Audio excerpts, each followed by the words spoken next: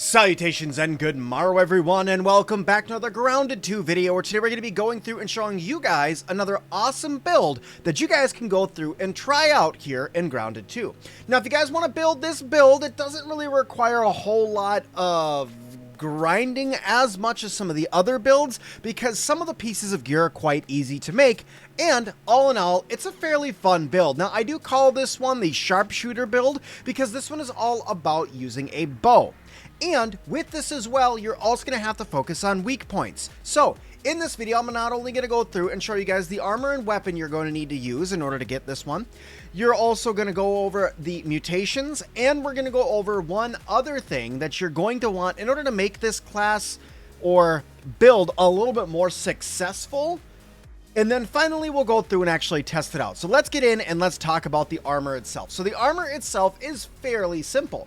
It is going to be a marksman cap, a grub vest, the wolf stringer, the grub leggings, and finally the fancy fletching. Now in order to get the fancy fletching, guys, you will need to go around and harvest feathers from the crow that are all over Brook Hollow Park, and you can get this trinket. There's not really an easier way to unlock it right now. It's just kind of luck of the draw. So just go out there and harvest up those feathers, and you're going to get it sooner than later. Now, let's go through and talk benefits before we start talking stats and how much damage each of these different things are going to do and why I'm choosing certain arrows. So going in here and looking at the stats themselves, first things first, guys, is it's ranger armor. All three pieces are ranger armor, which means you're going to increase damage dealt to enemy weak points. This is leading to the third thing that I want to talk about. So just keep that in mind when I'm talking enemy weak points. Okay, the next one is going to be bow attack plus, so attacks with bows do more damage.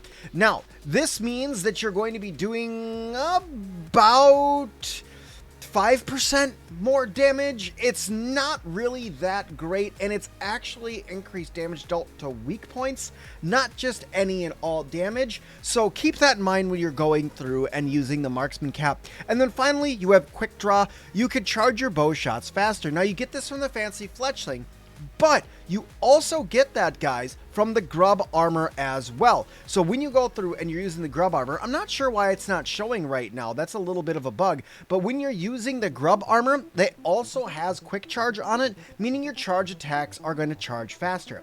In fact, each piece of grub armor is going to increase your charge rate by 5%. And then the fancy fletchling itself is going to increase your charge rate by 15%, meaning you're going to charge all of your charge shots up to perfect shots 25% faster, all in all, which is pretty awesome, especially seeing how you're going to pair this build with a couple of good mutations and going through and pairing it with at least feather arrows. Now, feather arrows aren't that hard to make. You're going to be going around harvesting feathers anyway to try to get the trinket, so you're going to have a lot of feathers, and then you just need spider silk to make the feather arrows. And once you have the spider silk, you're going to have a weaving wheel fairly soon after that, and you'll be able to build plenty of feather arrows. The other thing you can use is mint or spicy arrows. They are just going to add an effect, but all three of them all have a base damage amount of 35. It does not matter. Each of them all have 35 damage per hit with an arrow before charge attack and before any other mutations that are being added in. So keep that in mind when you guys are going through and testing this out. Now, that's the gear. Let's talk mutations. So mutations are fairly simple, guys. Mutations are going through and are the following. So the mutations for this build, guys, are going to be Sharpshooter, Ambush, because it's just too amazing, and finally, Cardio Fan. Why did I not choose Perfect Parry or Parry Master? I've chosen this because you cannot block with a bow in Grounded 2 yet. I'm hoping they bring back blocking with the bow, otherwise it makes this class very difficult. I would suggest you have a buggy out with you, because they might be able to pull some aggro for you, especially the Orb Weaver. It may be able to pull a little bit more aggro from you if it does its screeching move that attracts the enemies to it. But why did I choose these three perks? So first things first is going to be Sharpshooter. Charge bow shots, critical hit chances increase by 5%, then 10%, then 15%, depending on what level you have it. And when you get it to phase 3, you also, it says going through, perfect charge shots deal increased damage by 10%. So now instead of just 35 damage, now it's going to be like 38.5, somewhere in there.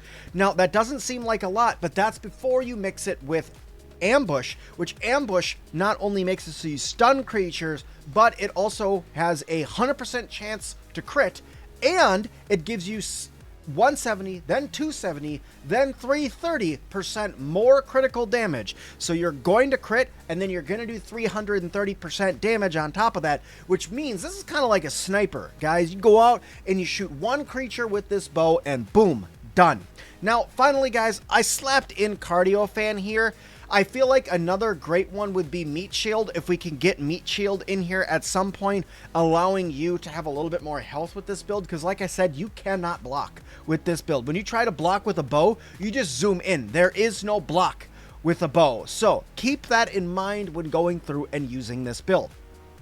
Now, so Cardio Fan is there just to make sure that not only you can regenerate your stamina faster, up to 30% faster, and it decreases your exhaustion timer by up to 30% as well once you get it to the final level. Now, the last thing that I think are really going to help you guys out with this build is kind of a two-part. The first one is, guys, you guessed it, getting creature cards. Peeping creatures and understanding where their weak points are. So for instance, if we come over here and we were to say, look at a bee, okay, its weak points are its eyes and stabbing damage, right? So if you were to go through and peg a bee in the eye, okay, that would really help you guys out with being able to do those crit damage, and also hitting it in its weak point is going to increase damage even more. So all in all, you really got to get accurate with this one, but it's going to help you guys out.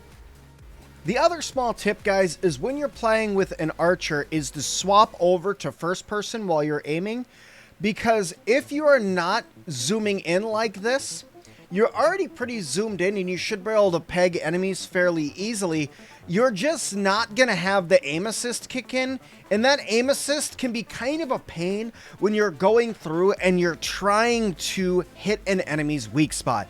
Now, what do I mean by aim assist? So when I'm coming over here and say I want to aim at this mosquito over here, and I start aiming in on it, when I get close to it, it's going to try to pull me to center mass. I'm just pulling my mouse over, and as soon as I'm getting over it, now I'm trying to fight it so I can hit it in the eye. And as you can see, I'm slowly moving my mouse up to the upper left, and it's slowly working its way down again. So if you stay out of aiming mode, you should be able to go through. It's a little bit trickier to hit them at the end of the day, but you can go through. You have to fight aiming assist. The only other thing that you can do, guys, is you can go through and you can try to up your aiming sensitivity, so that way you have a little bit more freedom with the movement, so you can do kind of quick pot shots, right? So when you're in there, you can aim in really quick and then just quick jolt to the spot and release the arrow while the aim assist is trying to pull you back down. You'll have a higher chance of hitting an enemy in their weak point.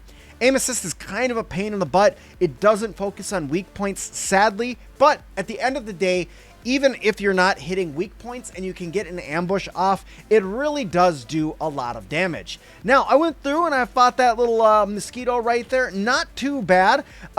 He did end up getting me at least once, but as long as you have a buggy out, it's not too shabby. Now, guys, don't forget to go pick up your arrows when you're out here fighting, and at the end of the day, just enjoy the good old bow build here, and I hope you guys enjoy it. And guys, that's going to do it for this one. I hope you guys liked the video. If you did, hit the like button. Don't forget to subscribe and leave me a comment down below for more builds that you may want to see. And as always, I'll see all of you guys in the next one.